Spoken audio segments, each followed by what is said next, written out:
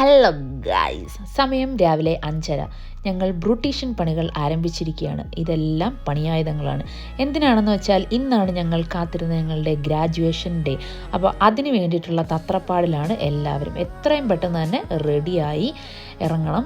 വീട്ടിൽ നിന്നൊരു 2 മണിക്കൂറോളം ഡ്രൈവ് വരുന്നുണ്ട്. അപ്പം പണിയായുധങ്ങളെല്ലാം സെറ്റ് ചെയ്ത് ഇവർക്ക് വേണ്ടി ഞാനൊരു പുഷ്പലത ചേച്ചിയായിരിക്കുകയാണ് ഗൈസ്.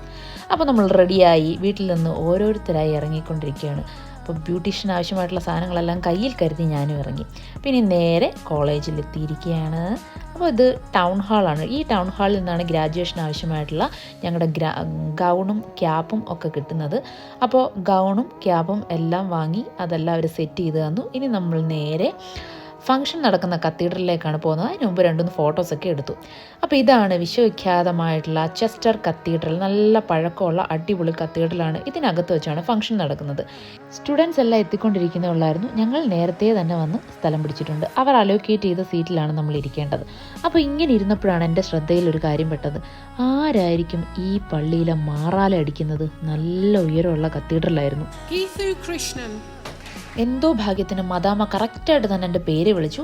അപ്പോൾ ഇതാണ് യൂണിവേഴ്സിറ്റി വൈസ് ചാൻസലർ. പുള്ളിക്കാരത്തി നമ്മളെ കൺഗ്രാജുലേറ്റ് ചെയ്ത് വെളിയിലേക്ക് വിടുകയാണ്. അപ്പോൾ അവിടെ നിന്ന് സർട്ടിഫിക്കറ്റ് വാങ്ങുന്നു. അപ്പോൾ ഫംഗ്ഷൻ ഏകദേശം കഴിഞ്ഞിരിക്കുകയാണ്. അപ്പോൾ നമ്മളെല്ലാവരും വെളിയിലിറങ്ങി. ഇനിയാണ് നമ്മുടെ ആഘോഷം. എല്ലാവരും വെളിയിലിറങ്ങി വീഡിയോസും ഫോട്ടോസും എടുക്കുന്ന തിരക്കിലായിരുന്നു. കഴിയാവുന്നത്ര ഫോട്ടോസും വീഡിയോസും എടുത്ത് ഞങ്ങളുടെ ഗാലറി ഫുള്ളാക്കി. അപ്പോൾ 1 വർഷത്തെ കാത്തിരിപ്പല്ലേ, ഇനി ഒരല്പം പട്ടിഷയൊക്കെ ആകാമെന്ന് കരുതി.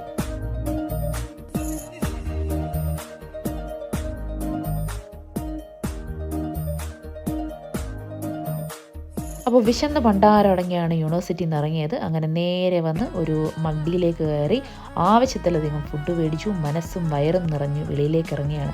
അപ്പോൾ ഇന്ത്യയിൽ നിന്നുള്ള ബിരുദാനന്തര ബിരുദത്തിന് പുറമെ ഞാനങ്ങനെ ഇപ്പോൾ UK ബിരുദാനന്തര ബിരുദക്കാരിയായിരിക്കുകയാണ്. പറയുമ്പോൾ ഒരു ഗുമ്മൊക്കെ ഉണ്ടല്ലേ. അപ്പോൾ അടുത്ത ദിവസം പുതിയൊരു റിട്ടേൺ എല്ലാവർക്കും ബൈ.